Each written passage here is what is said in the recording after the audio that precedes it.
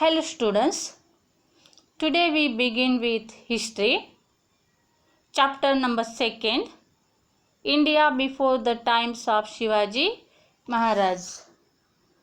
Introduction. In this lesson, today we are going to learn about the various ruling powers in India before the times of Chhatrapati Shivaji Maharaj. Various ruling powers existed in India during that period. Pal in the 8th century was a famous dynasty in Bengal. In central India, the Gurjar Pratihar power spread up to Andhra, Kalinga, Vidarbha, West Kathiawar, Kannauj and Gujarat. Among the Rajput dynasties in North India, the Gadhwal and the Parmar dynasties were very important. Among Rajputs, Prithviraj Chauhan belonging to the Chauhan dynasty. He was a valiant king. Dear students, here valiant means heroic.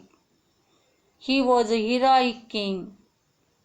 In the first war at Tarai, Prithviraj Chauhan had defeated Muhammad Ghori. But Muhammad Ghori defeated Prithviraj Chauhan in the second war at Tarai. Rajraj the First and Rajendra the First belonging to the Chola dynasty in Tamil Nadu were eminent rulers. Here, Chola dynasty is in Tamil Nadu. They were means Rajraj the First and Rajendra the First. They were eminent rulers. The Cholas conquered the Maldives Islands and Sri Lanka using their naval strength. King Vishnuvardhan belonging to the Hoysal dynasty.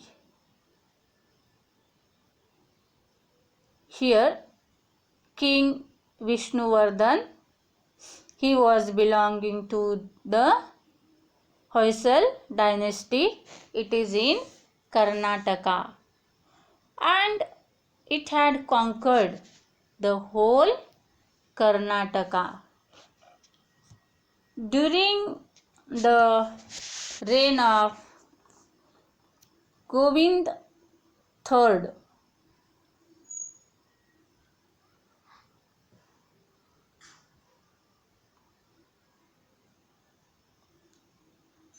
here see the screen, Vishnuvardhan, he was belonging to Hoysal dynasty which is in Karnataka and he had conquered the whole of Karnataka. During the reign of Govind III of the Rashtrakuta dynasty in Maharashtra, the Rashtrakuta power spread from Kannauj up to Rameshwar.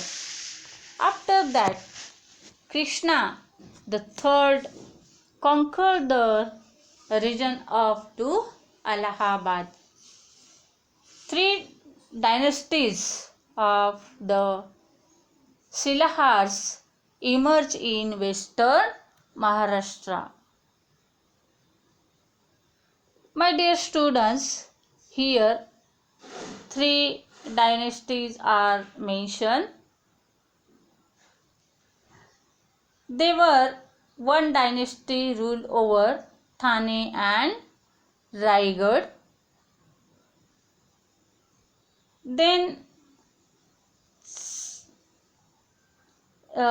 they were in North Konkan, the second in South Konkan, while the third dynasty ruled over some parts of the present day Kolhapur, Satara, Sangli and Belgaum districts.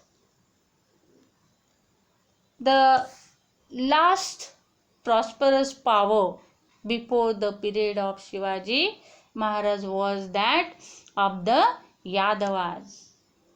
My dear students, here Yadavas power is the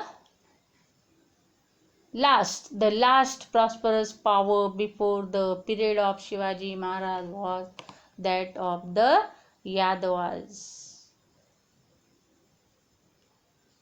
The capital of Bhilm, fifth of the Yadava dynasty, was at Devgiri near Aurangabad.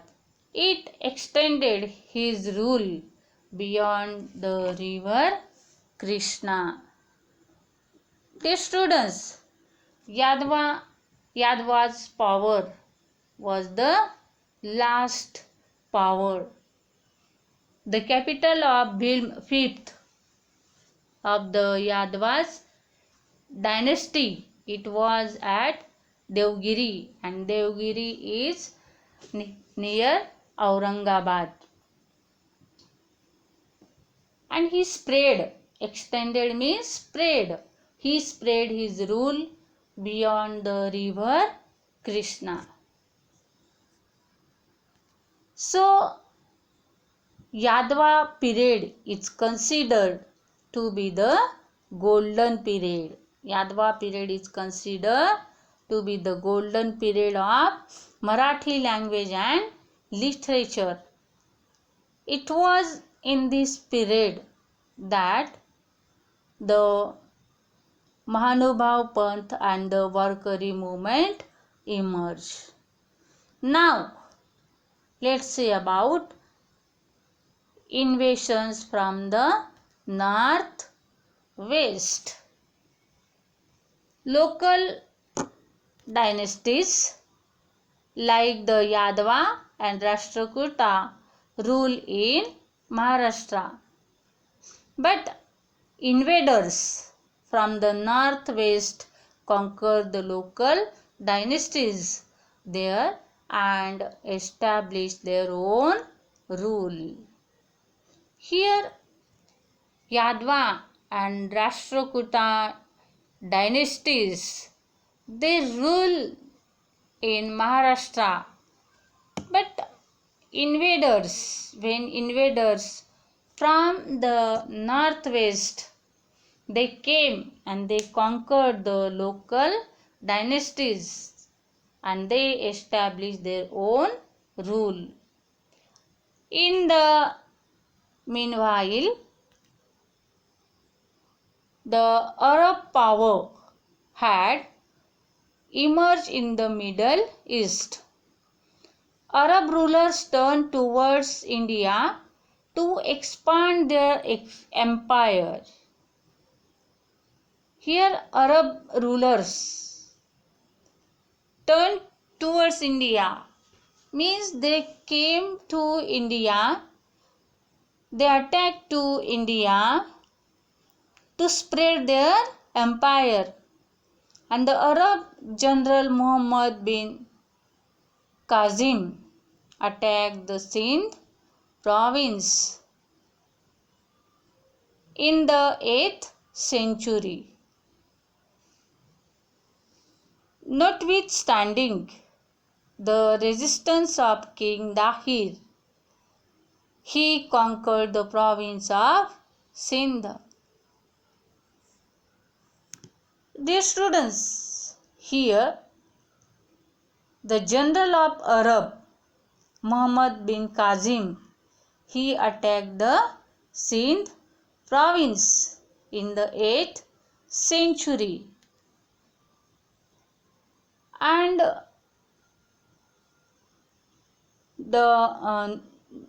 what is the meaning of notwithstanding?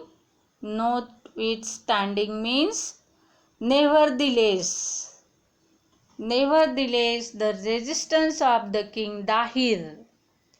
Dahir conquered the province of Sindh. Due to his campaign, the Arabs came into political contact with India for the first time. In the period that followed, Turks, Afghans and Mughals from Central Asia came to India and they established their power. In the 11th century CE, the Turks began to invade India. Expanding their territories, they reached the northwestern frontier of India. Sultan Muhammad of Ghazni, he invaded India many times. He plundered the rich temples at Mathura. My dear students, here plunder means destroyed. Sultan Muhammad Ghazni. Sultan Muhammad Ghazni means Sultan Muhammad of Ghazni. He destroyed the rich temples at Mathura, then Vrindavan, Kanauj and Somnath, and he carried away enormous wealth with him. My dear students, you will ask a question such as who plundered the rich temples and carried away enormous wealth with him. So the answer is Sultan Muhammad of Ghazni. He plundered the rich temples and carried away enormous wealth with him. Remember this. Then we are going to learn about Sultanate in the north. In 1175 CE and 1178 CE, Sultan Muhammad Ghuri of Ghur from Afghanistan invaded India. He appointed Qutbuddin Aibak to look after the governance of the conquered territories in India. Later, after the death of Muhammad Ghuri in 1206 CE, Aibak began to rule the Indian territories under his rule independently.